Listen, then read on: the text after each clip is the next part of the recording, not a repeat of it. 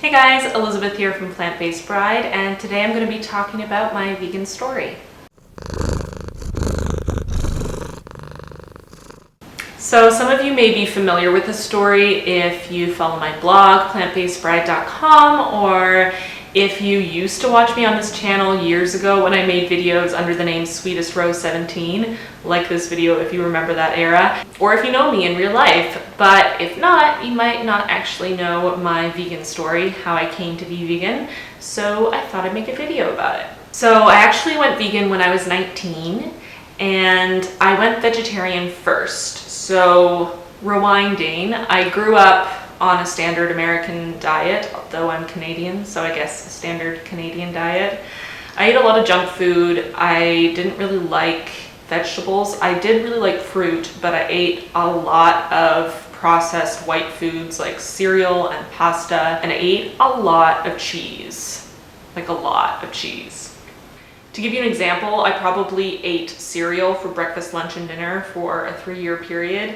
And then the next 3 years, I probably ate bagels and white bread toasted with cheese melted on it for all 3 meals. So let's just say I was a cheeseaholic and I did not eat healthfully. I always felt kind of uncomfortable eating meat, to be honest. Not only did I think the taste and the texture was kind of weird, it just kind of made me uncomfortable. Anytime something was more obviously part of an animal, for example, we went out to a restaurant and I got salmon and I was eating it and everything was fine, and then I turned my plate and the whole back of the fish had scales on it, and I screamed and almost threw up and couldn't eat the rest of it. So if that's an indication, anytime something looked remotely close to being part of an animal, anytime something was more rare, I just felt sick to my stomach and I couldn't eat it. I think I always had the leanings toward being vegetarian, but I didn't actually know anyone who was vegetarian growing up, which seems kind of crazy, but I didn't. And it just didn't really cross my mind that I could say no to eating meat, really, until I was in college. And then at that point I did know some vegetarians, but I was eating really unhealthily. I was eating pizza, like pepperoni pizza and ice cream and burgers and stuff all the time. Again, it just didn't really cross my mind to go vegetarian. But in the last probably month, or I guess 2 months of being in college, I was rehearsing my final musical. If you guys don't know, I went to school for musical theater, so I'm a performer, that's what I do. And we were rehearsing for our final musical, which was Hair. And honestly, creating a character for that musical and working on that musical changed who I am as a person, which sounds strange, but it's true. I literally, in doing that musical and pretending to be a hippie, playing a character who was a hippie, started my journey to becoming a hippie. So, I mean, I'm not a hippie necessarily in the traditional sense of the word, but my lifestyle is definitely a lot closer to a hippie lifestyle than it ever was growing up or as a teenager or in college. And honestly, I think being a part of that musical and playing that character really just set me off on a different way of thinking. And whether it's related to that or not, in my last probably couple weeks of my college program, I started watching a lot of documentaries online about ethics, basically, and factory farming. And I know one of them was Earthlings. I also watched a couple other ones, and I honestly can't remember which ones they are, which is unfortunate. But I know one of them was Earthlings, and I watched these documentaries and I was sobbing, I was so upset, and I was destroyed, and I just made that decision that I was gonna go vegetarian. And I thought, okay, this was maybe, at this point, I was maybe a week out from graduating, and I think I said, I'm going vegetarian. The day I graduate, I'm vegetarian. And so on the day I graduated, I had ordered months ahead that I wanted to eat the salmon at my graduation dinner. And we got there and I realized, oh, salmon's an animal. I can't eat animals now. So I ate everything but the salmon, and then I let my parents have some of the salmon. It wasn't the most filling meal of all time, to be honest, but I'd committed to it that I was going to go vegetarian that day, and I did, and I never looked back. So I went vegetarian. I was no longer I was no longer eating meat. And luckily for me, as I said, meat wasn't a strong addiction for me. It wasn't something I always loved or anything. It was a bit of an adjustment for sure, but going vegetarian was pretty easy. I still had cheese, and that was what I was addicted to, so I was fine. I could still eat eggs and all of that. So I was vegetarian, and I graduated school, and the first job I got out of college was working at Baton Rouge, which is a restaurant, and it's a steakhouse, essentially. It serves a lot of steak and ribs, and it's very meat heavy. So that was my first job out of college, and I got to work at Baton Rouge at a steakhouse while being vegetarian and a new vegetarian. And honestly, it never tested my resolve at all. I was vegetarian and that was it. I just made up my mind. But it was so disgusting, and to be surrounded by it all the time, the smell and looking at it and coming into work and just seeing a pile of uncooked raw ribs with flesh attached to them and blood, and oh god, it was just so disgusting. And for some reason I stayed and I worked there for about a year and a half before I eventually left, and I don't really know how I did that, to be honest. It was pretty horrible, but I did. I needed a job. So anyway, so I did that, and that definitely really helped me to stay vegetarian because it was so disgusting.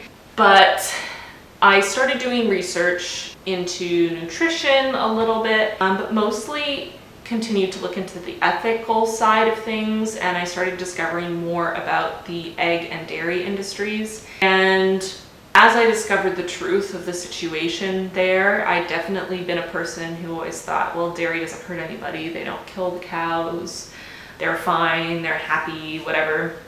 And like chickens, they're gonna lay eggs anyway. Like chickens are gonna lay eggs anyway, so we might as well eat them. And then I did the research and I realized the kind of horrible things that cows and chickens go through in the dairy and egg industries, and just the cruelty inherent in especially the dairy industry.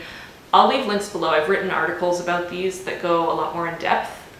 If you want to learn more about them, I really suggest you check those out. But you know, the dairy industry especially, I mean, to have milk, you need to have a cow that's given birth. And so they artificially inseminate the cows, and they give birth and they take away the calf so that the calf won't drink the milk that they want to sell. So inherent in the dairy industry is taking babies away from their mothers within 12 hours of being born over and over and over again, which is heart-wrenching. And if you ever see a video of it, I mean, it makes me cry. No matter how many times I see a video of a calf being taken away from its mother, it's just horrifying. And not only that, but I mean, veal only exists, the veal industry exists because of the dairy industry, young male calves being killed for veal. And adult dairy cows are killed so quickly because they can no longer produce milk at the same rate because their bodies are being so stressed by being constantly impregnated and milked, and then impregnated and milked, and at, you know, maybe 4 or 5 years old, they're sent to slaughter even though they should be able to live upwards of 20 years. And the same thing with the egg industry. The egg industry has a whole bunch of messed up things going on, not the least of which is baby male chicks being ground up alive because the egg industry doesn't need them. So as I discovered all of this stuff, I just realized that if I really wanted to live my life according to my morals and feel like I was doing the right thing, I had to go vegan. And it took a course of months for me to get to that point of a full realization that vegan was what I had to do. But when I finally, that day that I realized I had to go vegan, that was the day I went vegan. You know, I realized, and the next day I didn't eat any dairy. I didn't eat honey, I didn't eat eggs. And that was really hard. The transition from vegetarian to vegan was way harder than going vegetarian. Oh, and because I didn't mention this, I was vegetarian for 8 months before I realized I had to go vegan. So yeah, going vegan sucked. It was really hard. I mean, it's amazing now. It's honestly the best thing I've ever done in my entire life, bar none. But it was really hard, and I ate a whole bunch of diet cheese, which is not the best vegan cheese, as many of you probably know, but I needed something to replace cheese, and I ate diet cheese pretty much with every meal and a snacks because I was trying so hard not to go out and buy cheese because I was so addicted. And I hadn't realized how addicted I was until I stopped eating it. And then I was kind of horrified by how strong my urge was to eat cheese. It was actually kind of scary. And that probably went on. There was probably 2 or 3 weeks. Those first couple weeks were really hard. And then after that, I started to get into the groove of things. I reduced the diet cheese consumption and started to get more used to my new way of eating. I was pretty much not an entirely junk food vegan. I did eat salads, I had smoothies, but I didn't really cook with beans or rice and grains and things. I hadn't really figured out that part of it. I didn't really eat potatoes or other starchy vegetables. I did eat, meat and dairy replacements quite a bit. And it took me almost a full year after going vegan to discover the high carb vegan lifestyle and 80-10-10 and all that, and start eating really clean. And since then, so for the past, I guess it's been about 3.5 years since I went vegan, and so I guess 2.5 years or so since I started eating a high carb vegan diet, and it's definitely my favorite vegan diet I've ever done. Anytime I really start eating more fats or more proteins and less carbs, I just don't feel as good. So I really love a high carb vegan diet. I've never been raw ever. I don't think I've ever even done a full day raw, maybe a full day. I tried to go raw vegan, and I can talk about that in another video if you guys want, but it didn't really work out too well. I often eat raw breakfasts, although I do love oatmeal, let's be honest. But I eat a lot of raw fruit and vegetables during the day, and I tend to eat a pretty starch-based diet for my lunch and dinner. A lot of potatoes, especially, as you guys know, I did the potato diet, which I can link videos about that in the description. And since then I've been eating a lot more potatoes, and I really, really love it. So yeah, so that's basically my vegan story. I went vegetarian and then vegan 100% for ethical reasons. Health and the environment didn't come into it at all. And then it wasn't until maybe 6 months to a year after going vegan that I really did a lot of research into nutrition and the health side of it, and became vegan also for the health benefits. And then it wasn't until Cowspiracy came out, honestly, that I even really thought about the environment, which I'm sad to say I never really cared. I never thought about the environment really, or worried about it. But watching Cowspiracy definitely woke me up. Now I would say I'm vegan for everything. I'm vegan for the ethics, the environment, and health. They're all very important to me. I will always be an ethical vegan first. I feel most passionate and most strongly about the injustices of the meat and dairy and egg industries against animals, as well as industries that use animals for clothing and other products, animal testing. Those things are the things that drive me the most and make me want to make videos and write blog posts and change people's minds, or at least open their minds, inform people about what's going on so that we can try to save animals' lives and stop torturing them and killing them when we don't have to. So ethical first, and then environment and health are also very important to me. I think a whole foods plant-based diet is the healthiest diet you could ever eat. I think it's awesome for humans. We thrive on it. It's amazing. And it's arguably, hands down, best thing you can do for the environment as an individual. That's my vegan story. A rambly story time type of video.